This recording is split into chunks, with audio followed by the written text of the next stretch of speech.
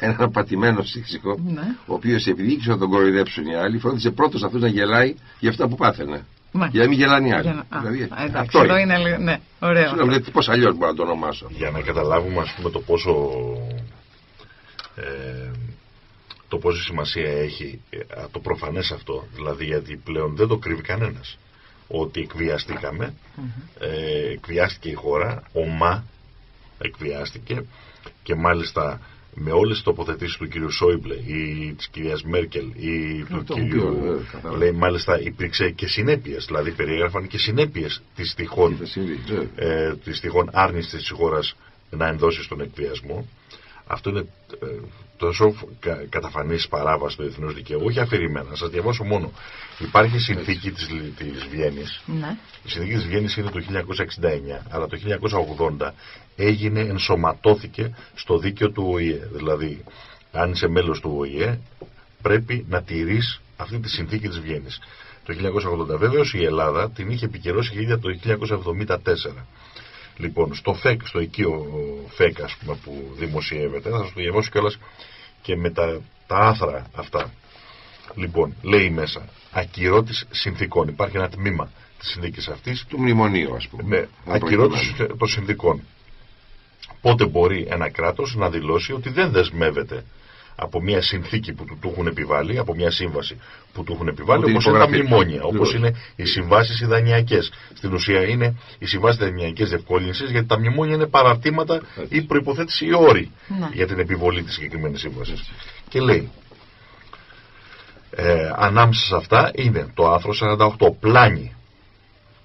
Κράτος τη δύναται να επικαλεστεί πλάνην τινά η συνθήκην ως ακυρούσα τη συνένεσή του όπως δεσμευτεί διατάκτης, εφόσον αυτή αναφέρεται γεγονός ή κατάσταση την οποία το κράτος εξέλαβε ως υφισταμένη κατά το χρόνο της συνομολογίας της συνθήκης. Δηλαδή, αν πλανήθηκε από τις συνθήκες με τις οποίες έγινε ακριβώς. Δεύτερον, απάτη. Άρθρο 49.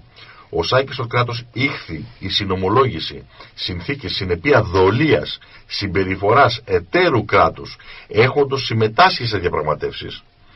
Τούτο δύναται να επικαλεστεί την απάτην ως ακυρούσα τη δοθήσαν συνένεσή του όπως δεσμευτεί για τις συνθήκες. Δηλαδή, εάν υπήρχε δόλια συμπεριφορά των άλλων κρατών, και εδώ πέρα αν δεν έχουμε δόλια συμπεριφορά που κρύψανε στοιχεία, μας βάλανε σε ιστορίες και όλα αυτά τα πράγματα, και βεβαίως με όλες τις πράξεις που και μέσω της Eurostat, εδώ ακόμη και τώρα η Eurostat εκδίδει αποφάσεις υποστήριξης του Γεωργίου και λέει ότι του Γεωργίου τα στοιχεία είναι σωστά, ενώ ξέρουμε πολύ καλά ότι η ίδια η Eurostat έχει πει ψέματα. Για παράδειγμα, στην περίπτωση που πιάσαμε στα πράσα, στην περίπτωση του swap, που είπε ότι μόνο 3 swap έχουν γίνει στην Ελλάδα, και εδώ γίνονται swap ακόμη και τώρα, αυτή τη στιγμή που λέμε.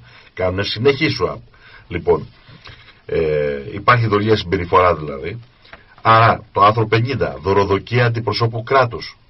Ο Σάκης εξασφαλίστη η έκφραση της συνενέσεως του κράτους όπως δεσμευτεί συμβατικός δια δωροδοκίας του αντιπροσώπου του, αμέσως ή εμέσως επελθούσες δια ενεργειών εταίρου κράτους, δηλαδή το αν αποδειχθεί ότι η κυρία Μέρκελ έταξε πρωθυπουργία στον κύριο Σαμαρά και βουλευτικά αξιώματα στους άλλους, σημαίνει ότι εδώ είναι καθαρή δωροδοκία, πέρα από το γεγονός ότι μπορεί να παίρνουν λεφτά από αυτή την ιστορία, δηλαδή διαμέσου της επαναγοράς ομολόγων ή τη διαχείριση του χρέους, να οικονομάνε τα κομμάτια ταμεία.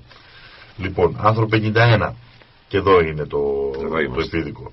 Άσκησης βίας επί αντιπροσώπου του κράτους. Εκβιασμός δηλαδή. Λοιπόν, στερείται η ασδήποτε νομικής ισχύος η έκφραση της συνενέσεως του κράτους όπως δεσμευτεί δια συνθήκης, εάν αυτή εξισφαλίστη δια ασκήσεως εναντίον του αντιπροσώπου του πράξεων ή απειλών βίας.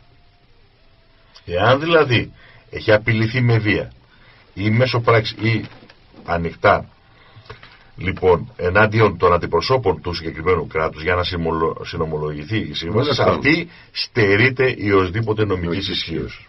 Στο άρθρο 52, πάλι, άσκησης βίας επί του κράτους δια της απειλής ή χρήσεως βίας, λέει, η συνθήκη είναι άκυρος εάν η σύναψής της επετεύχθη δια της απειλής ή χρήσεως βίας κατά παραβίαση των αρχών του διεθνούς δικαίου, ως περιέχονται αύτε εν το χάρτη των Ηνωμένων Εθνών. Εδώ η βία δεν συνεπάγεται απαραίτητος πολεμική βία. Αυτό το πράγμα έχει διαμορφωθεί στο διεθνές δίκαιο ήδη από τις αποφάσεις της Νιρεμβέργης του Διεθνούς Δικαστηρίου και μετά πέρασε και στην ομολογία και στο διεθνές δίκαιο με τη χάρτα του ΟΗΕ που λέει δεν είναι απαραίτητο να είναι η άσκηση πολεμικής βίας. Ναι.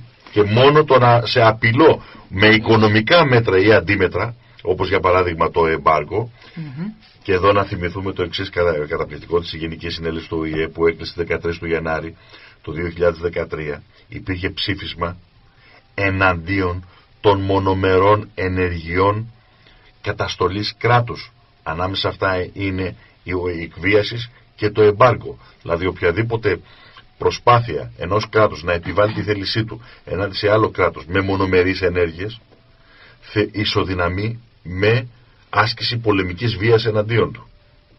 Αυτό το ψήφισμα που πήρε και καταδίκασε αυτές τις ενέργειες ως πειρατικές, καταχρηστικές, έτσι λέει το ψήφισμα μέσα, το καταψήφισε η Ελλάδα. Να, πάρα πολύ. Και το καταψήφισε και η Ευρωπαϊκή Ένωση μαζί με τις ΗΠΑ. Το ψήφισαν όμως 138 χώρες υπέρ. Τώρα στην τελευταία Γενική Συνέλευση. Για να καταλάβουμε σε τι συμφέροντά τους και εμείς ως κολαούζοι. Ακριβώς.